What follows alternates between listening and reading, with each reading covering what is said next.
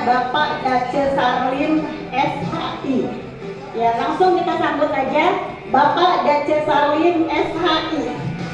Silakan Bapak Dace. Waktu dan tempatnya kami persilakan.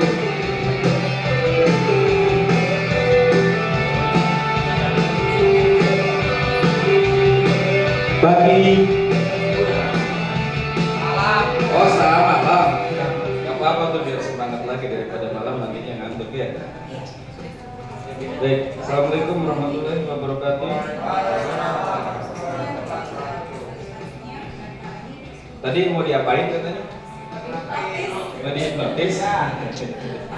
Baik, pasrah ya. Ya, pasrah itu sesuatu hal terindah ya. Jadi kalau kita melawan justru malah nantinya pusing. Ikhlas ya, itu kunci hipnoterapi.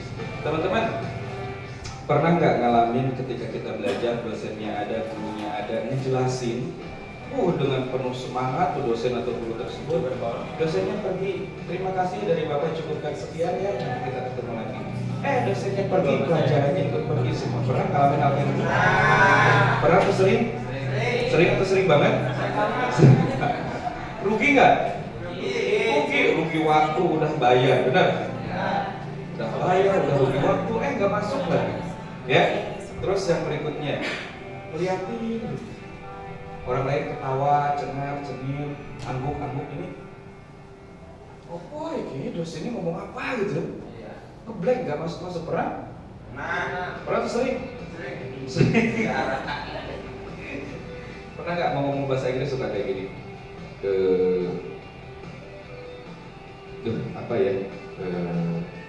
Itu kok susah banget keluar. Pernah? Mau ngomong tuh takut salah, pernah? Atau sering? Orang boleh ngomong bahasa Indonesia salah dimarahin nggak? Enggak, kita juga ngomong aja nggak ada yang marahin kok, ya? Gitu. Nah nanti mau nggak siapa yang ketika belajar suka tangannya tuh rapi banget gitu di atas meja tuh gini nih? Ya anak TK.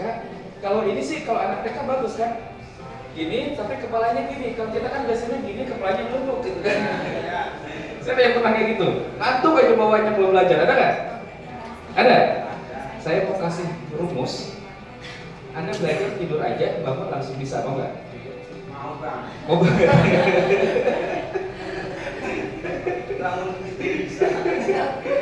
Kita berdoa aja, mudah-mudahan bisa berjalan dengan baik. Jadi nanti teman-teman walaupun dalam kondisi ngantuk, kondisi lelah, ketika belajar langsung bisa fokus, mau.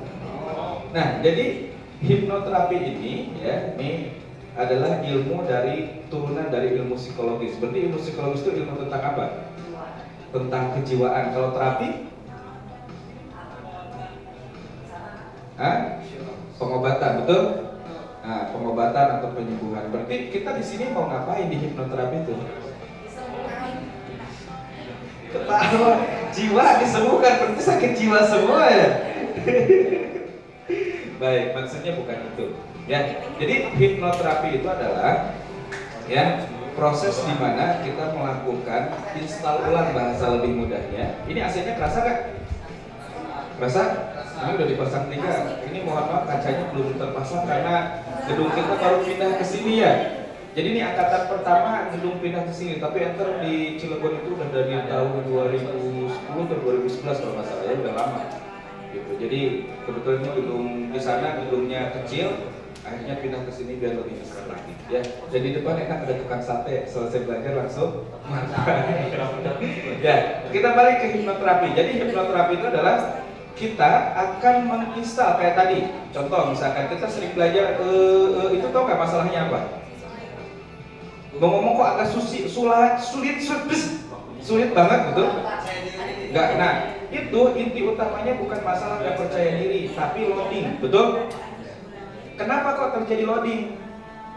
Karena teman-teman diingat-ingat aja, belajar bahasa Inggrisnya pasti banyak menghafal.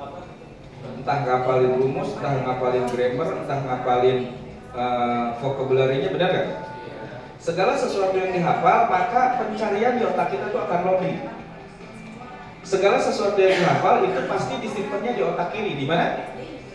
Di otak kiri. Nah, kayak hafalan, hitung-hitungan itu pasti memorinya disimpan di otak kiri. Makanya terjadi loading. Kenapa? Karena otak kiri itu daya tampung memorinya itu hanya sedikit.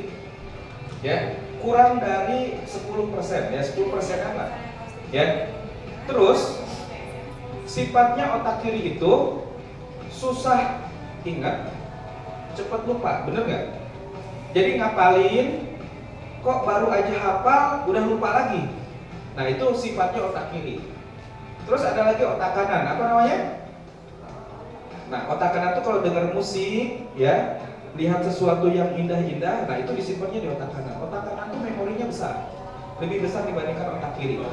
Nah makanya di dalam belajar itu ada yang disebut dengan metode kuantum, dicantelin, atau misalkan belajar apa dicantelkan dengan apa. Nah itu pakainya otak kiri ya, otak kanan agar tidak dihafal. Nah ini ada yang disebut dengan memori pikiran bawah sadar. Apa? Memori pikiran bawah sadar. Penyimpanannya itu 85%. Besar gak? Kayak kita, siapa yang punya laptop atau komputer di rumahnya kata? Nyimpan data di mana? Biasanya di laptop atau komputer tuh minimal ada berapa partisi? Ada C biasanya, betul. Terus ada apa lagi? Ada D. Terus ada apa lagi? Ada E. Ya terserah lah, bebas ya. Tapi minimal ada 2, betul nggak? Kalau C itu untuk apa? C itu untuk sistem, betul ya. Kalau D itu untuk apa? Memori ya, nyimpen data kan, betul nggak? Nah, lebih besar C atau lebih besar D biasanya? Pasti lebih besar D, betul nggak? Jadi dia itu biasanya disimpan karena kita nyimpen video, nyimpen ini, nyimpen itu. Tapi kalau di C cukup paling cuma sistem doang, betul? Dan kalau misalkan sistem itu error, maka di seluler hilang semua. Ya, nah otak kita, ya, jadi komputer itu sebetulnya ngejiplak otak kita, ya, ngejiplak otak kita, ya. Jadi kita di otak kita tuh di dalam otak ini, ya, andaikan saja kita apa namanya? Otak kita tuh diisi satu informasi dalam setiap 1 detik itu akan 36 juta tahun baru keisi penuh. Keren gak? Kalau dalam 1 detik aja kita diisi satu informasi, maka terjadi 36 juta tahun otak kita baru penuh. Keren gak? Jadi Einstein itu yang dikatakan orang tercerdas itu belum ada apa-apanya, tuh otaknya belum dipakai maksimal. Ya, dan di pikiran bawah sadar ini ada nomor 85%. Besar atau besar banget? Besar banget. Itu bisa keisi sampai sekian juta tahun. Dan memori tersebut itu yang menggerakkan kita secara otomatis. Secara apa? Otomatis. Jadi kalau otomatis pakai loading nggak? Langsung klik. Contoh, coba sekarang pejamin matanya. Pejamin matanya. Oke, tasnya dibuang aja. Udah gak akan ada nulis ya. Sekarang mah tidak ada acara nulis karena bukan teori. Ya, langsung praktek. Bagaimana hipnoterapi bekerja di dalam pikiran kita. Sekarang pejamin matanya, bayangkan aja di depannya ada nasi. Pejamin matanya, yuk sekarang ambil nasinya. Ambil nasinya, yuk. Kalau nasi masuknya kemana? Coba, sok, masukin. Diam tangannya, setelah dimasukin ke mana? Ke mulut, diam tangannya. Sekarang buka, matanya buka. Di mana tangannya? Kenapa di mulut? Makan nasi, kan lagi merem, nggak tahu mulutnya di mana. Hah? Hah? Karena otomatis, betul? Walaupun mata kita aja udah tahu mulut mah bukan di sini, tapi di sini, betul nggak? Tahu nggak ketek di mana? Menjem, udah tahu. Nah itu otomatis. Contoh, jalan kaki, kalau di paskibra capek dihitung, kiri kanan, udah nggak usah, langsung aja jalan gini, betul? Atau contoh lain yang mungkin lebih konkret, siapa yang pernah belajar motor tapi motornya motor gigi? Nah, Mas, waktu pertama kali banget belajar motor gigi, mau ngoperin gigi itu ada di sebelah kiri atau sebelah kanan? Ayo, udah lupa kan? Tapi kalau mau ngoper gigi, sekarang dulu waktu awal ngoper gigi dilihat nggak? Gigi berapa ya? Awal banget. Sekarang sambil telepon, Beb, lagi di mana Beb? Sampai ngoper gigi. Tahu, dan itu kerasa. Gigi 1, gigi 2, gigi 3, gigi 4, gigi tekannya itu kerasa. Benar nggak? Itu apa namanya? Otomatis. Nah, sekarang teman-teman mau nggak semua yang ada di otak kita itu tidak ada yang hilang, percaya nggak? Otak kita tuh tidak ada yang hilang. Contoh, kalau kita misalkan nyimpen data di komputer, lupa, hilang bukan? Nyimpen data di komputer, lalu kita lupa, hilang atau tetap ada? Ada, bukan hilang. Otak kita juga sama, yang ada itu adalah lupa, bukan hilang. Nah, sesuatu yang lupa atau sesuatu yang tadi ada tapi lupa itu bisa dicari, di searching. Setelah di searching, ini tentang saya mengibaratkan komputer, kenapa agar mungkin lebih mudah memahaminya ya. Jadi di searching, nanti setelah ketemu agar tidak lupa lagi ditaruh di mana? Di desktop atau di manalah terserah. Nah, nanti kita akan searching memori-memori yang telah hilang, yang telah lupa. Nanti akan saya taruh di pikiran bawah sadar agar terjadi apa? Foto? Mau? Yuk kita contohkan. Masih ada lagi? Boleh. Sekarang silahkan tasnya jauhin. Tasnya jauhin. Nah, tasnya jauhin. Enak nggak duduknya? Nyaman? Udah nyaman duduknya? Nyaman. Oke. Diganti kursinya, Bang Sigit. Baik, yuk kita akan coba uji coba dulu ya. Gimana cara proses kerjanya? Tadi siapa yang mau? Semua yang pernah Anda pelajari bahasa Inggrisnya ingat kembali. Siapa yang mau angkat tangan? Siapa yang mau belajarnya langsung fokus? Siapa yang mau belajarnya sambil tidur tapi bisa? Mau? Mau banget? Nanti saya ajarin belajar tidur tapi bangun langsung bisa. Siapa ya? Tapi sekarang sebelum dimulai, silahkan Anda berdoa dulu, minta izin sama yang memiliki ilmu. Ya, jadi minta izinnya gini, ya. Punten, ada yang non Muslim? Agamanya apa aja? Islam semua? Muslim semua? Baik. Berarti kalau Islam semua, bilang seperti ini. Ya Allah, ya Tuhanku, Engkau yang memiliki ilmu, tolong limpahkan ilmu kepada saya yang bermanfaat. Ya, apa namanya? Pejamkan matanya. Sekarang silakan berdoa, minta izin ya ilmunya agar bisa terap, agar ilmunya bisa bermanfaat dan ilmunya bisa dipakai. Mohon izin semua sesuatu yang lupa minta dikembalikan ya agar kembali lagi ingat. Dan minta izin saya ridho, saya ikhlas mau di hipnoterapi agar bisa jadi lebih cerdas, lebih jenius. Baik, sudah? Buka matanya.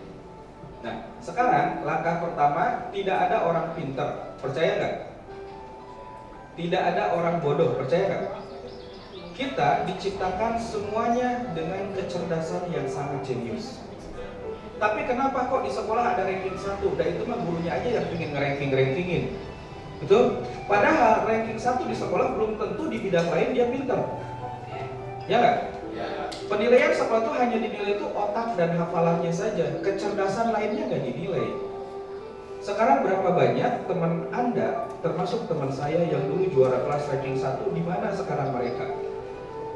Bahkan mohon maaf, teman saya, dia pintar banget, juara umum, mati-matian dia belajar, ya. Ya, mohon maaf bukan maksudnya ngerendahin, tapi mudah-mudahan ini jadi inspirasi saja ya, dan saya tuh tidak niat sama sekali untuk sombong dan sebagainya. Jadi ketika udah selesai pada lulus, mereka sibuk cari kerja. Ya, saya di sekolah tuh biasa-biasa aja waktu SMA ya, paling ya rata-rata paling 3 besar atau 5 besar atau mungkin 10 besar, 11 besar, lah pernah paling kecil seperti itu. Tapi ada teman saya yang luar biasa, ranking 1 dan juara umum terus-menerus dari kelas 1 sampai kelas 3. Tapi ketika ketemu tuh sekarang kalau diajak review kayak nggak mau gitu, kayak malu. Emang kenapa sih kok malu? Saya ini sekarang bukan siapa-siapa, saya nggak jadi apa-apa. Ya emang mau diapain gitu loh. Ya kadang saya suka sama teman-teman, yuk makan bareng gitu kan. Kalau saya pulang ke kampung saya gitu kan, pingin gitu kumpul bareng sama teman-teman.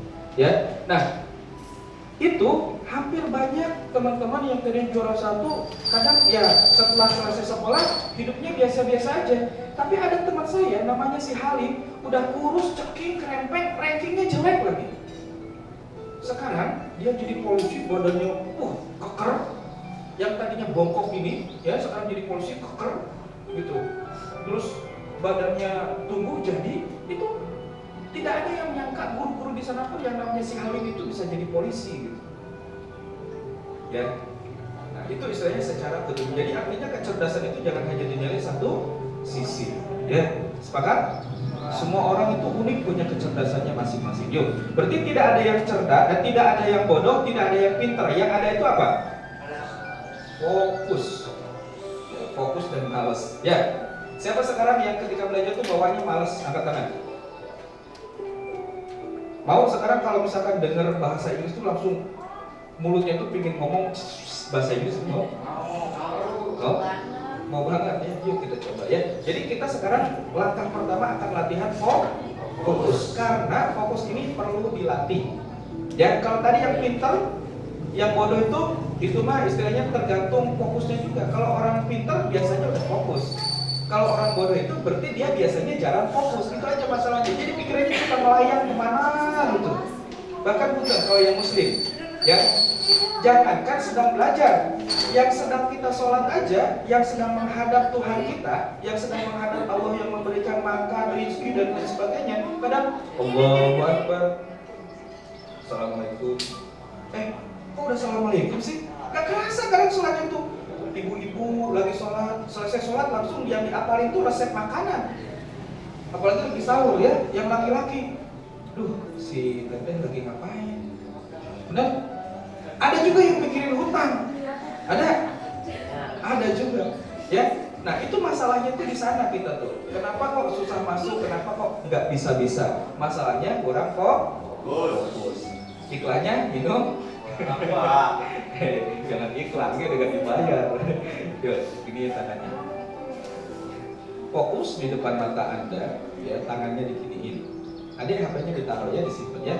Kalau mau ikutan hipnoterapi, HP-nya dimatiin atau di silent ya. Nanti karena kita sedang latihan fokus, kalau keganggu buyar, betul? Tapi kalau udah fokus, Anda mau dengar apapun itu nggak ngaruh. Tapi karena kita lagi proses, makanya harus belajar dulu. Baik, gitu. Nah, fokus. Lihat sambungannya. Lihat apa?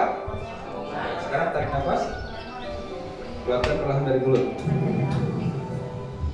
Oke, tarik nafas lagi. Keluarkan perlahan dari mulut. Baik. Sekarang Anda bayangkan, ya, Anda fokus kepada telunjuk Anda dan fokus kepada jempol Anda. Fokus kepada telunjuk dan jempol Anda. Dan sekarang Anda bayangkan telunjuknya berubah menjadi besi.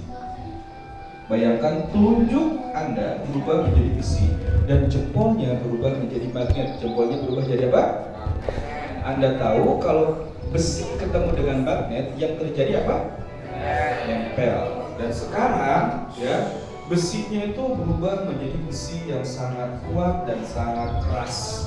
Dan magnetnya sekarang saya tambah menjadi 2 kali lipat lebih kuat lagi, sehingga daya tariknya menjadi semakin kuat, sangat kuat, bahkan sekarang 3 kali lipat lebih kuat lagi magnetnya, 4 kali lipat daya tarik magnet tersebut semakin kuat dan sangat kuat sekali, dan sekarang 5 kali lipat magnet tersebut menjadi sangat kuat daya tariknya, sehingga magnet dan besi tersebut sekarang menjadi nempel, sangat nempel, dan nempelnya sangat kuat sekali.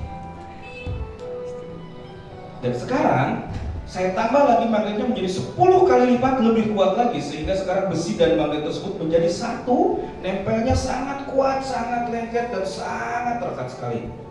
Ya, apa semuanya? Dan sekarang bayangkan besi dan lem tersebut saya lem dengan super glue, lem yang sangat kuat dan sangat keras. Terus saya sekarang olesin, dan setelah diolesin sekarang saya dilumuri besi dan magnet tersebut, sehingga besi dan magnet tersebut sekarang menjadi satu, sangat kuat, sangat nempel, sangat keras, dan sangat kaku.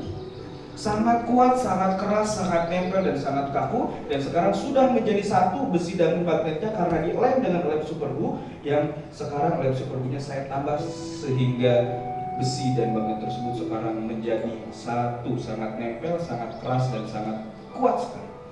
Dan bahkan ketika Anda ingin berusaha membukanya, besi dan magnet tersebut sekarang terus bertambah kekuatannya, jadi nempelnya sangat kuat sekali. Dan ketika Anda ingin berusaha membukanya, lem super glue-nya semakin nambah banyak dan semakin kering, semakin keras, dan besi dan magnet tersebut semakin kaku dan semakin nempel. Ketika Anda ingin berusaha membukanya, entah kenapa besinya menjadi semakin kuat, magnetnya menjadi semakin kuat, lem super glue-nya bertambah jadi semakin keras dan semakin kuat. Coba sekarang dibuka. Ketika Anda ingin berusaha membukanya, semakin kering, semakin keras, semakin kuat. Ketika Anda ingin berusaha membukanya, menjadi sangat nempel, sangat kuat, sangat kering. Ayo dibuka. Dibuka. Ketika ingin berusaha membukanya, sangat kering, sangat kuat, dan sangat lengket. Buka. Buka.